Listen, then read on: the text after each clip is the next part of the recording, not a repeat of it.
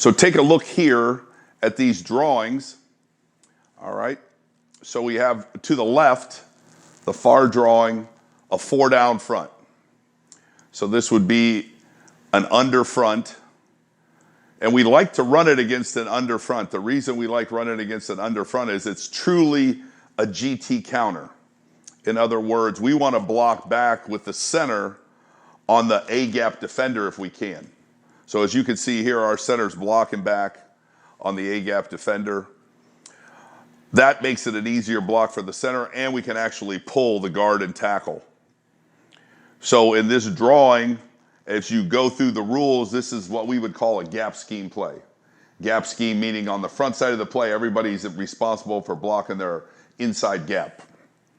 So our left tackle is working a combination block with our left guard, and we call that a deuce block, where the guard and tackle double to the second linebacker. So we're working to the second linebacker in this drawing. You can see he's circled.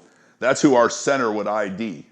Our center would come up and make an identification where the second linebacker is who the double team is working to. Now, because of the nature of this play, we actually call this a reverse deuce. And that's why it says reverse deuce on the drawing. What that means is we're anticipating the guard taking this block over and the tackle being the guy who comes off because of the fast scrape linebackers over the top of the double. So this is actually a B gap to C gap hitter for us. So we would call that a reverse deuce. All right. The tackle's technique is gallop. So we would be using gallop technique at tackle. At guard, we're going to use double uppercut. So the guard is going to step with his inside foot, lateral, vertical, double uppercut, and own the 3 technique, peeking over the top for A-gap run-through. If there's A-gap run-through, then obviously our guard is responsible for that A-gap in a gap scheme play. He would take it.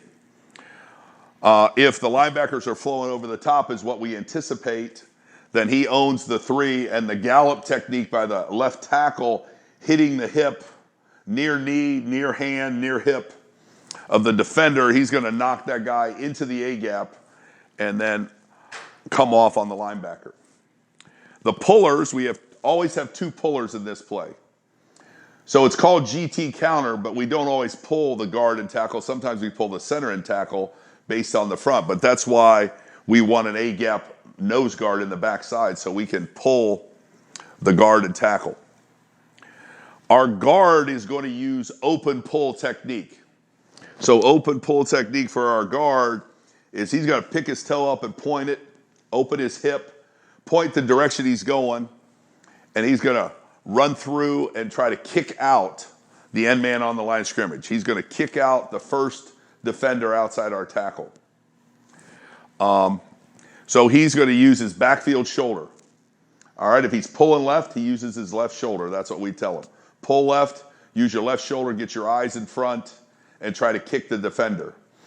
And then the question always comes up, well, what if the defense is playing spill technique? That's okay. We tell our guard, you're pulling to kick. If this guy plays spill, he logs himself. So we don't pull and try to decide whether we're kicking or logging. We let the defense decide that. If they stay square and squeeze, we're kicking them. If they spill and wrong shoulder it, we're logging them. And they determine that. So we always say the defensive end logs himself. But we use open pull technique with our guard. And then our tackle is going to use square pull technique. The karaoke footwork, the square pull technique. And the reason we're doing that with our tackles, we're trying to slow him down so that we can get some spacing between he and the guard. Because they can't be right on top of each other. They have to be able to read, because the tackle has to read the guard's block. If the guard kicks, he inserts. If the guard logs, he goes around. And so by slowing him down using the square pull technique, it also gets a little more depth. We would like our tackle to be pulling on the back hip of the guard. We'd want to be the upfield back hip of the guard above him so he can read and play off of that block. Because obviously 300 and some pound linemen aren't quite as athletic as tight ends. So when you use this play, that technique has helped us get the separation and spacing for the timing.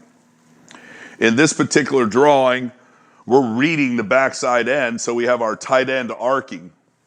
So it's a book mindset for the quarterback. He reads that. Now, if we don't want to read that end, then we'll just have the tight end block the backside end. So we can tag this play with a call that tells the quarterback to book or read the backside end, or we're going to block him, and then the quarterback would read the next guy out. So if we're blocking the defensive end, then the quarterback would be reading the Sam or nickel there, and we would probably have an RPO attached to that in that particular case. And then we'd RPO off the second level player. So that's our look at a 4-down front. All right. Now, the changeup would be if you take this and make this an over front. So you put a 3 technique to the side of the tight end. Now we're going to pull the center. And the backside guard is just going to man block the 3 technique, and we'll have the same thing apply. The center will pull, and he's the kick player. The backside tackle would pull, and he's the second puller, the ream player. He'll either go up inside for the +1, or he'll go around depending on what the center does. So in our communication system, this is the ID. The will would be the +1. The Sam or nickel would be the -1. So that's how we would talk. Our linemen would talk that way. So we don't talk about jersey numbers. We don't talk about Will, Mike, Sam. We just talk about the ID, the +1, the -1, the +2, things like that. All right, so that's your 4-down front, your even front. If you come over here, we put an odd front up here. So now we change it up with the odd front. All right, so you can take a look at the odd front. Here again, we're going to read the backside 4-I. All right, we're going to get a double team on the nose to the ID linebacker. The second linebacker in the box, again, is the ID linebacker. So we're going to get a double there, and we would call that an ace. So our system of communication is ace, deuce, and tray when we talk about our gap scheme combinations. So that's why we have it tagged here as ace. The backside guard will pull for the end man on the line of scrimmage, once again, to kick or log based on what the defender does. The defender would log himself. And then the backside tackle would pull, square pull, slow himself down, and then read the block of the guard to know whether to insert or go around. And in this particular drawing, it's impossible for the tight end to block the 4-I, so we would just have a book scheme on that where we would read that end and arc the tight end for the -1. So those are some overviews, some thoughts, some rules. When you talk about this ace block, the guard is using gallop technique there. So your gallop technique, again, is the left guard would be in a left-handed stance, left foot back, and he's going to step with a near knee, near foot, and he's going to, what we would call gallop technique, and we would hit the hip as we go through staying square so we can climb and fit up on the backer, but also working through that hip. So I want to show you some film of these. Let's go, go on here to the next clip. So here's,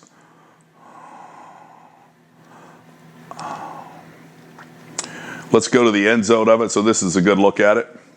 So here we go. We're playing a team that's playing under defense. So we have our tight end set to the left, and you can see they're in a A-gap alignment. So that allows us to block the center back.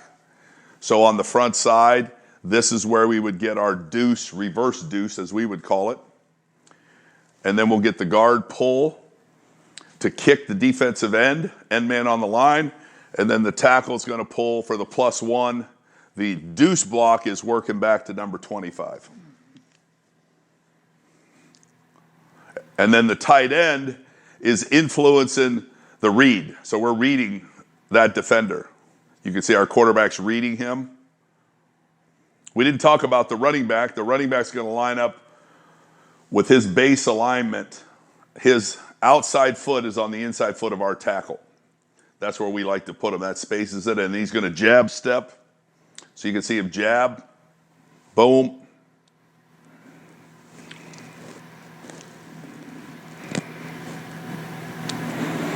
So this was the second play of the game against Charlotte.